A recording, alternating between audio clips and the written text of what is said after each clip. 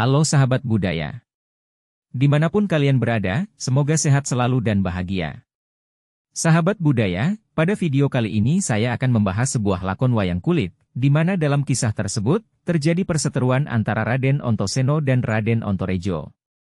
Hal tersebut terjadi karena kecemburuan Raden Antareja, yang menganggap Pandawa tidak adil kepada anak-anaknya. Lalu bagaimana kisahnya? Mari simak video berikut ini. Sebelum lanjut, jangan lupa tekan tombol like, subscribe, dan aktifkan loncengnya, agar tidak ketinggalan informasi lainnya.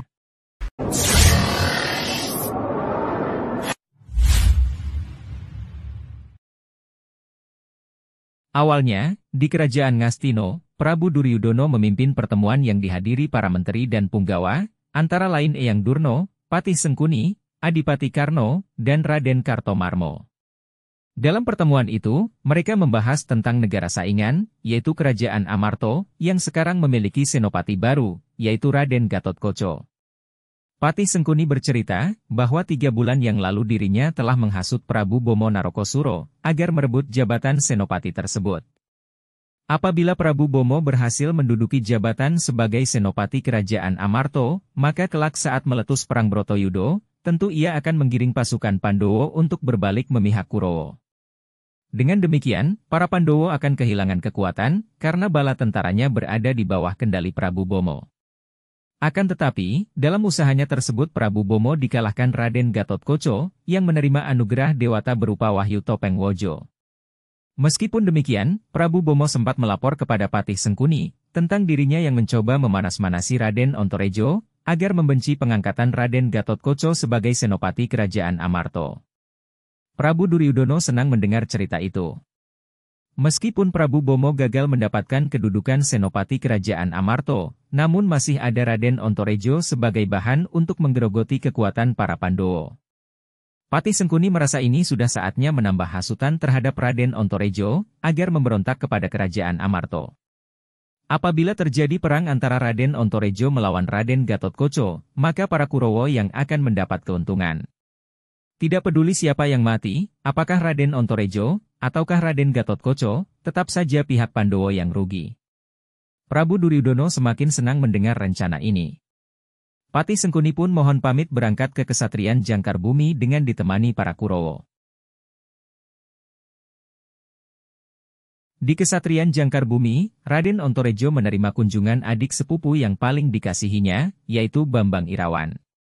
Belum sempat mereka bertanya kabar melepas rindu, tiba-tiba Patih Sengkuni datang pula. Raden Antareja dan Bambang Irawan pun menyembah hormat kepadanya. Patih Sengkuni berkata, bahwa ia mendapat kabar tentang pengangkatan Raden Gatotkaca sebagai senopati Kerajaan Amarta yang baru, menggantikan Raden Werkudara yang kini lebih fokus menangani urusan pengadilan. Selain itu, ada pula berita lain yang ia dengar, bahwa Raden Antareja tidak menghadiri pelantikan adiknya tersebut. Patih Sengkuni pun bertanya mengapa bisa demikian. Raden Antareja menjawab, ini masalah pribadi yang tidak perlu orang lain tahu. Lagi pula mengapa Patih Sengkuni bisa tahu, jika dirinya tidak ikut menghadiri upacara pelantikan Raden Gatotkaca. Patih Sengkuni menjawab, berita absennya Raden Antareja sudah tersebar luas dan menjadi bahan pembicaraan rakyat ibu kota Indraprastha, hingga tersebar pula ke mancanegara. Banyak sekali yang menyayangkan pelantikan ini.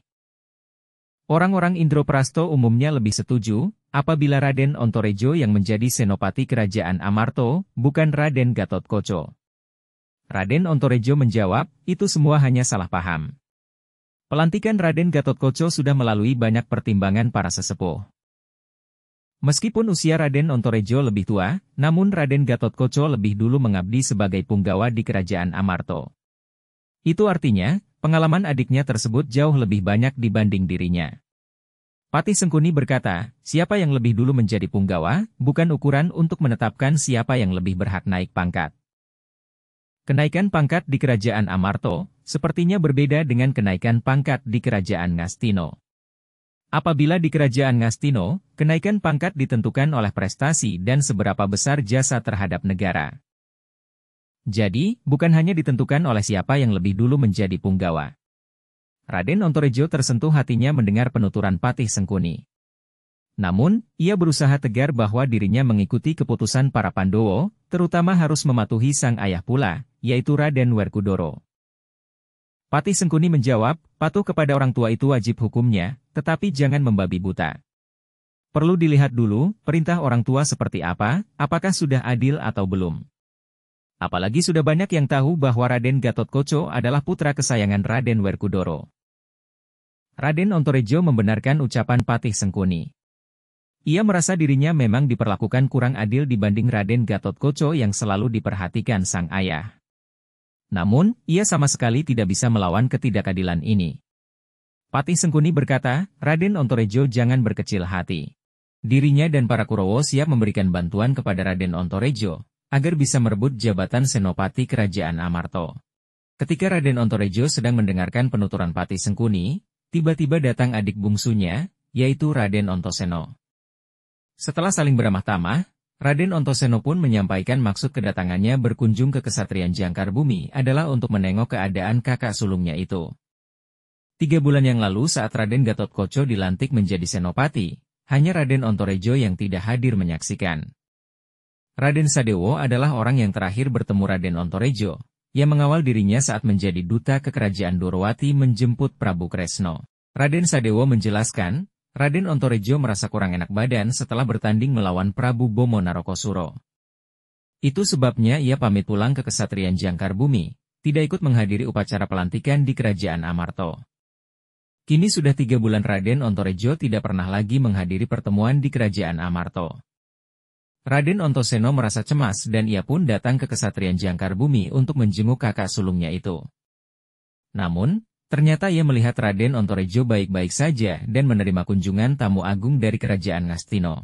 Raden Antasena pun mengabarkan bahwa Raden Gatotkaca saat ini sudah menjadi Senopati Kerajaan Amarta dengan gelar Arya Gatotkaca. Alangkah baiknya jika Raden Antareja datang untuk mengucapkan selamat kepadanya. Raden Antareja menolak saran Raden Antasena. Ia merasa tidak ada gunanya mengucapkan selamat kepada Arya Gatotkaca, karena itu sama artinya dengan mendukung ketidakadilan. Raden Antasena kini paham, Raden Antareja tidak pernah menghadap ke Kerajaan Amarta adalah karena sakit hati. Ia pun bertanya bagian mana yang tidak adil menurut kakaknya itu. Raden Antareja menjawab, dirinya lebih tua secara usia. Soal kesaktian pun tidak kalah dibanding Arya Gatotkaca, berkali-kali mereka bertanding hasilnya selalu imbang. Pengangkatan Arya Gatotkaca sebagai Senopati tentu saja membuat ia kecewa. Ini semua karena ayah mereka, yaitu Arya Werkudara yang pilih kasih. Raden Antareja kurang setuju, baginya ini adalah masalah penting. Arya Werkudara ayah mereka kini menjabat sebagai Jaksa Agung Kerajaan Amarta. Sebagai Jaksa Agung wajib hukumnya bertindak adil. Namun, ternyata sikap Arya Werkudara pilih kasih, Arya Gatotkaca lebih disayang daripada anak-anak yang lain. Raden Antasena menjawab tidak benar demikian. Arya Gatotkaca meskipun lebih muda daripada Raden Antareja, namun ia lebih dulu menjadi punggawa, sehingga memiliki pengalaman dan jasa lebih banyak. Ia tidak setuju jika ayah mereka disebut tidak adil. Raden Antasena ingin mengajak Raden Antareja pergi ke Kesatrian Jodipati untuk meminta maaf kepada Arya Werkudara atas tuduhan ini. Patih Sengkuni ikut bicara, namun ia dimaki Raden Antasena sebagai penghasut. Ia yakin kakak sulungnya memiliki pikiran seperti ini pasti karena hasutan Patih Sengkuni yang licik. Patih Sengkuni menjawab dirinya hanya menegaskan saja. Soal ketidakadilan yang dirasakan Raden Antareja sudah tertanam di hati sebelum dirinya datang ke Jangkar Bumi. Raden Antareja memarahi Raden Antasena yang bersikap tidak sopan kepada tamunya. Ia pun menjawab tegas bahwa dirinya tidak bersedia meminta maaf ke Kesatrian Jodipati menemui sang ayah. Raden Antasena menjawab tidak masalah kakaknya bersikap demikian. Urusan ini biarlah ayah mereka yang menyelesaikan. Usai berkata demikian, Raden Antasena pun mohon pamit meninggalkan Kesatrian Jangkar Bumi. Setelah Raden Antasena pergi, Patih Sengkuni memberitahu Raden Antareja agar mencegah adik bungsunya itu jangan sampai pulang ke Kesatrian Jodipati. Jika rencana pemberontakan Raden Antareja bocor, maka pihak Kerajaan Amarta akan bersiap siaga. Untuk itu, lebih baik Raden Antasena ditangkap hidup atau mati sebelum mencapai Kerajaan Amarta ataupun Kesatrian Jodipati. Raden Antareja menerima saran Patih Sengkuni. Karena ambisinya yang besar, ia pun melupakan rasa persaudaraan. Ia bertanya kepada Bambang Irawan pilih ikut bersamanya ataukah bergabung dengan para Pandowo. Bambang Irawan sejak kecil sudah akrab lahir batin dengan Raden Antareja. Maka, ia pun menyatakan ikut mendukung pemberontakan kakaknya itu. Raden Antareja senang dan memerintahkan Bambang Irawan agar menangkap Raden Antasena. Demikian video kali ini, jangan lupa tinggalkan pesan di kolom komentar. Sekian dan terima kasih. Salam budaya.